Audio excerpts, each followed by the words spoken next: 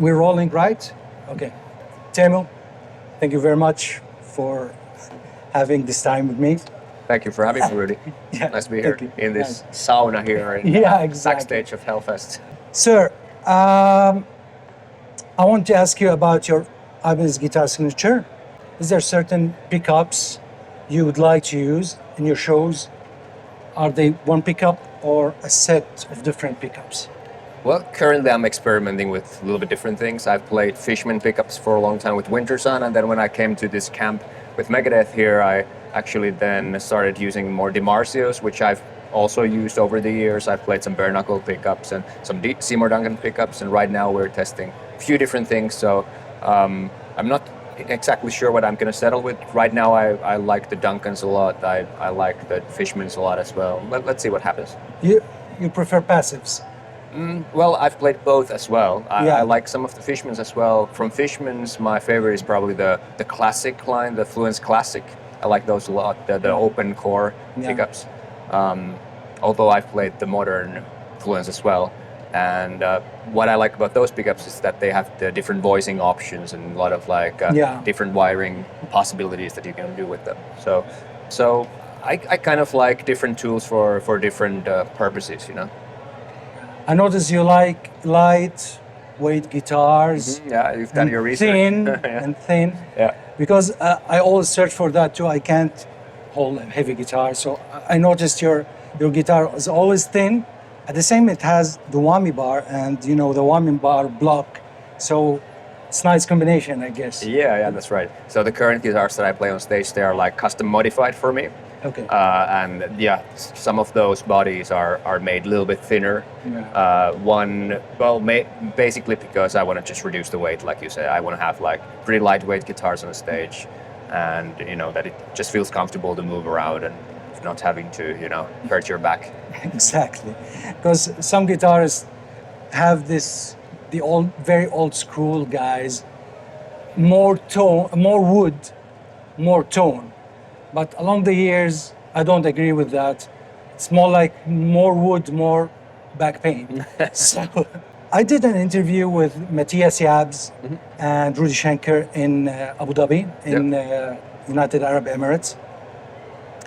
And Matthias said that when I asked him about the gear they use in their tour, he said they always use real amps, real cabinets. We don't like those processed thingies, I'm quoting, Kemper and all that crap. That's what he said. And that created some, a lot of the new generation, they hated that. So I would like, beside the guitar, what do you think about what Matthias said? What is your favorite amps, pedals, I mean, I get the more old school approach, and those guys have been doing it for decades. So I think that's a probably harder transition for them to go from the tube amp feel and the stage volume into like amp in the box type of thing, which feels more like playing with headphones if you're not used to that. But I've done that for years, and again, it's kind of like different tools for different purposes. I really like playing a real amp with the real cabinet and having the air moving in the room, and something about the acoustics of the room is of course different than if you just play with your headphones or in-ears on stage. So we actually have like a hybrid setup. We play the Neural DSP Quad Cortex modeling units, but we have Seymour Duncan power amps. We have the Powerstage 700, Powerstage. the rack mounted amps, and then we have cabinets on stage. So the cabinets are just for stage volume. So you can hear them on stage through your in-ears, but they're not mic'd up. So the line-in sound goes directly to our in-ears and to front of house. So it's kind of a best of both worlds in a way. And it's kind of a backup as well. If anything happens to the in-ears, you can still hear the amp, pushing some air on stage. So it's cab simulation to the PA, to the audience. It is, yeah. The Quad Cortex. Quad Cortex, that's right. Yeah, okay. That's you or Megadeth, you and Dave and... That's the whole band. Both me and Dave, we have pretty similar setup. We both use Quad Cortex, both use Duncan power amps, and we both use the Dave Mustain 1960 Marshall cabinets. Yes. So we have like on both sides of the stage, we have both two cabinets. So there's like four cabinets, my main cabinet, my backup cabinet, Dave's main cabinet, Dave's backup cabinet, and then a copy of that on the other side of the stage. And then we have two bass cabinets on both sides as well. So we can say it's a very modern setup with classic elements. Yeah, I'd say let's it's the best of both worlds. It's Exactly. kind of as compact as you can get, but still like you have the possibility to have like real amp sound on stage. Of course. I understand. I've used Fractal and I've used Mesa Boogie. In live, I think modelers give you a lot of options and a lot of, it's very practical. Yeah, it's just very convenient. It's for very sure. convenient. Exactly, that's the word. I know Winter Sun's Time, and I love this album. I think the songwriting on this album and the whole orchestration and composition is superb. But honestly, I never knew you. So when you joined Megadeth, I knew who you are. Oh, this is the guy who played on that album. Yeah. So do you think that the band's name overshadows sometimes the talents in the band? Like, I mean, at the end, Ritchie Blackmore changed the name of the band to Ritchie Blackmore's Rainbow. Mm-hmm. Rising Force changed to Malmsteen's or Yngwie Malmsteen's Rising Force. Yeah. So do you think being, especially in a big band, that it overshadows the guitarist or the other members, or no? I don't really think of it that way. I mean, it's a different thing if you're like a solo artist, like Yngwie is a solo artist, or Steve Vai or Joe Satriani. Then of course it's logical that you use your own name. But I think Megadeth has always been more about band. Of course, it's Dave, but it's always been a team around Dave as well. Yeah. I mean, I don't think about the overshadowing aspect at all, No. really. I mean, of course, for anybody who, comes into such a camp, such a big band, then you get a personal boost in your profile, obviously, as well. But it's I don't see any point of being like, any point of trying to find something negative about like not your name being up there.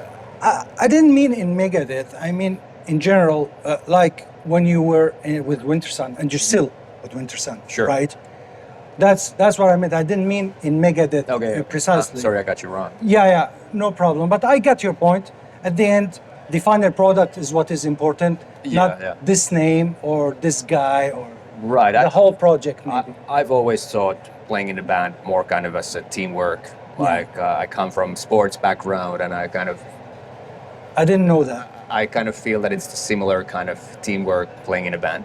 You can tell us a few things about the sport background? I started playing like soccer, football when Yeah. I was really young before school, and then I was into ice hockey for a few years, and kind of was thinking of like going maybe professional, or like I don't know if I would have had the talent for that, but I was really serious about playing hockey, and then still played until like 12, 13, and then there was floorball coming. That was a big thing in Finland, unihockey, floorball.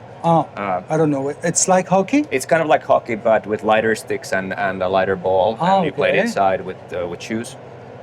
And that I played for a couple of years, pretty serious as well. Before then, guitar came along, and then kind of that took over. But like Lars, tennis, yeah. two drums. Right. But I think a lot of the kind of the teamwork and playing with the team and discipline to practice kind of transferred nicely from those days, from sports and honing your skills to practicing an instrument. I'm very bad at sports, but I have, for example, heard Arnold Schwarzenegger talking about that, and he talked the same exact thing, that in sport you learn the discipline and you learn teamwork and you learn how to boost always to the best. So that's exactly what you said. In Megadeth, for now at least, you'll be playing more other guitarist stuff. Sure. So do you think this is limiting for your talent somehow, or you love Marty Friedman, you love this guitarist? I mean, how does it feel to be in a huge band? At the same time, for now, there's like limiting aspect to your creativity. I'm very relaxed about it. I mean, of course, it feels great to be in band that you've been a fan of and get to Yeah. play the solos of these guys that you've looked up to for years. So Yeah. so that just feels really great, and I don't feel like there's any limit to my creativity here, and we've been talking about coming up with riff ideas, and Dave has been very open about like us, the band guys, offering ideas as well, and that's what we're gonna start doing very soon. So I'm sure. So this is the beginning. So yeah, it this is it will be exactly like everybody else. Right. And so far, I've had my hands full learning the back catalog, which we're still doing. We're adding more songs as we go along. So that has been a lot of fun, and we're always working in the jam room backstage and putting more songs to the set list that maybe the guys even haven't played in 10, 15 years. So it's kind of a learning experience for them as well, like relearning some of the songs that they haven't played maybe ever or in a long time. So so far we've been concentrating on that, and we've added quite a lot of songs from when I stepped in. So that has been a lot of fun, and it has been really inspiring as well, and educational as well. So I get to kind of have a better picture of the back catalog, the different kinds of songs that they've done previously, and really kind of course I've listened to the albums previously, but I haven't really learned the songs other thing. In detail, right? Yeah. So can you help other guitarists like me? Your method, I mean, for me, if I want to learn Hangar 18, there's one thing figuring out what Marty did and then learning how. I mean, what is your method? If there's any tips you can give to other guitarists, is there a special method, or it's very easy for you to do that? I don't know. Well, I've been doing it for a long time, and I've always been very detail oriented. So for me, the goal is always try to really capture the vibe of the original. So that includes the nuances like vibrato and the intonation of your bend, and the timing is very important. Like not only playing the notes, but like understanding what they're trying to do when the original solo was played. So of course, there's many different ways of playing a solo. Let's say like you can just read a tab and kind of recite that kind of like just like reading, but you might not really understand what it's about or what you're really even doing. It could be frustrating also reading everything. Right. And then maybe the next step is like understanding, okay, this is this chord here, this is this chord change, and that's why he's doing these notes here. And then the next step is maybe being able to do it on stage, not looking at your fingers like this, and being able to execute it time after time. And yeah, maybe the final step is when you don't really have to think about it at all anymore. Anything can happen on stage, and you can close your eyes and still play it. So what I do is first I listen to whatever I'm learning. I listen to it a lot, so I kind of get it playing in my head first, and then I kind of have an idea of the rhythm and how it is. And then I take my guitar and try to pick it apart. Sometimes I slow things down. I usually just use my ear, because I've learned that most of the tablature that you find in the internet is somehow wrong. There's never like a fully correct one. So usually I don't bother with that. I go with my ear. But that of course requires a lot of years of experience to get to that point where you can do that. But with the modern tools nowadays, like slow down software, without changing the pitch and stuff. Yeah, or changing the pitch if needed. Like a lot of the Megadeth stuff is like slightly out of pitch, like pitched maybe. I didn't know that. Yeah. So then you need to change the pitch to be able to. That's a big problem. Play along with that. Yeah. And so I do that, and then I sometimes, if it's a really fast thing or thing that I can't really wrap my head around, then I maybe watch a video how their fingering was when they were doing that. But then also knowing that like maybe a video a long time ago might be different fingering than a video where they played 20 years later, because they might have also changed the way that they played a solo over the years. Of course. So then I try to do all this research and see like, okay, what things are the same between these different takes, and what things change, and like, are they trying to improvise this part, or is it always set the same? And then I try to go from there. And usually I try to like get all the little nuances and details in there, and sometimes I might change like the picking pattern, for example, if it's easier for my hands to like play this note here instead of here, although they played it with different fingering. But at least I try to sound similar and catch the original vibe the best that I can.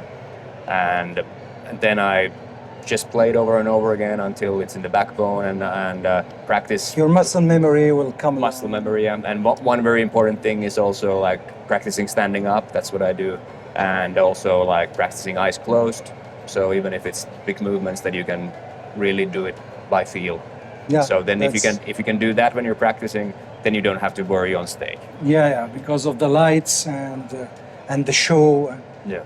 Great tips. Yeah, sometimes monitoring on stage can be, bad as well. That you Yeah, can it practice can fuck up and that you can practice at home as well. Yeah. You can turn the backing track too loud and not hear yourself and still be able to play it, or turn yourself way too loud and not hear the backing track but still be able to play it. Yeah. Another really important thing is to feel the rhythm, like tapping your foot and really feel the rhythm, being able to play without the backing track in the right time, and then with the backing track without hearing the original solo in the background. Yeah, great. That's lovely. Your favorite Finnish band? I saw that you love Stratovarius. Yeah, I kind of grew up with Stratovarius, yeah. Though they are more now like a different band because Tolk is not there. And Sure. Who is your favorite Finnish band? Well, it's maybe hard to name Three. just one. 3 Gläser. If three, I would say Strato, Children of Bodom, I'd probably say Sonata Arctica, because they were like really big for me in the beginning. The first two albums, that's when I was getting into metal, and yeah, that was like a really big thing for me. Great. My favorite is Amorphis. Yeah, Amorphis is great as well. Yeah. There's many other great Finnish bands, Nightwish, and Yeah, of course. nowadays Insomnium is really cool. And Insomnium. Yeah. Insomnium. Oh, I didn't know they are Finnish. Okay, great. Your top three bands in general, the ones that brought you into heavy metal. Dio, definitely. Iron Maiden. And, well, I would have to say Megadeth there, because they were one of the early ones. Great. For sure.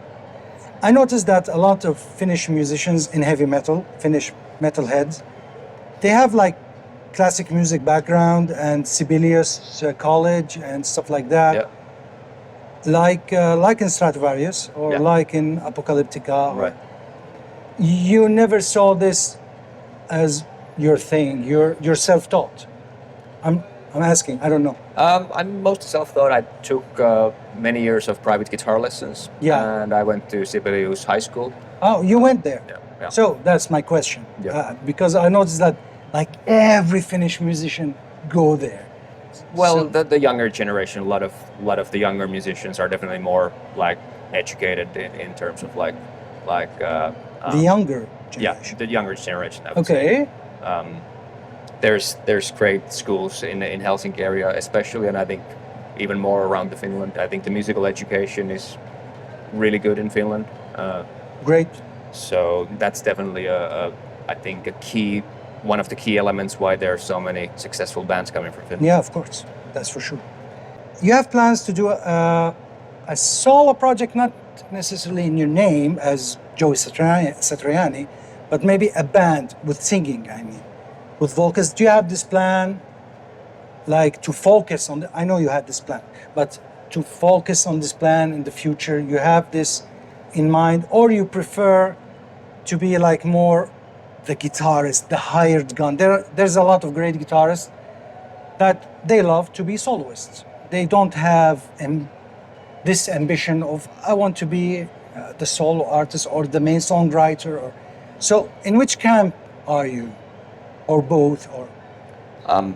I feel I'm pretty comfortable in different situations. I've done like duo acoustic gigs when you're just with another person there. I've done with Smackbound, we're co-writing everything, and then with Winter Sun, although I'm not part of the writing process because it's all Jari, then still like everything is very kind of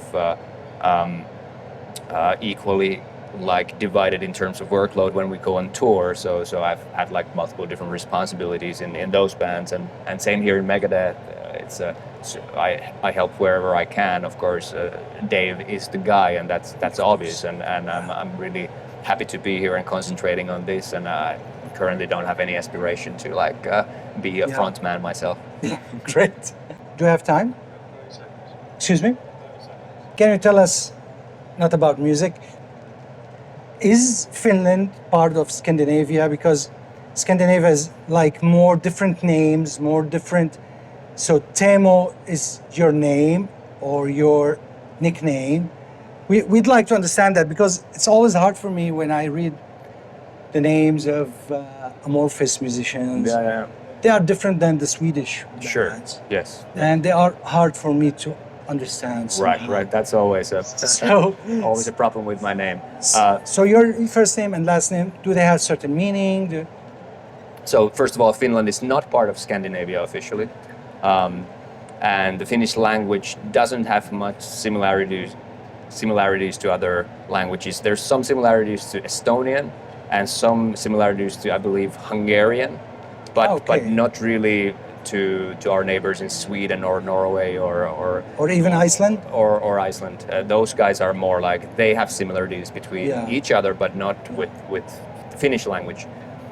My name, Teemu, doesn't really mean anything. I think it comes from an ancient Nicodemus variation of that. It's just a popular name in the late 80s, early 90s in Finland. I think Teemu Selanne, the famous hockey player, one of the most famous Finnish NHL players, was probably giving big boost to Teemu name in Finland back in the day. And my last name, Mäntysaari, that's it's how do you call it? It's two different words put together. So Mänty means actually pine, tree, and Saari means an island. So it's a pine island. Lovely name.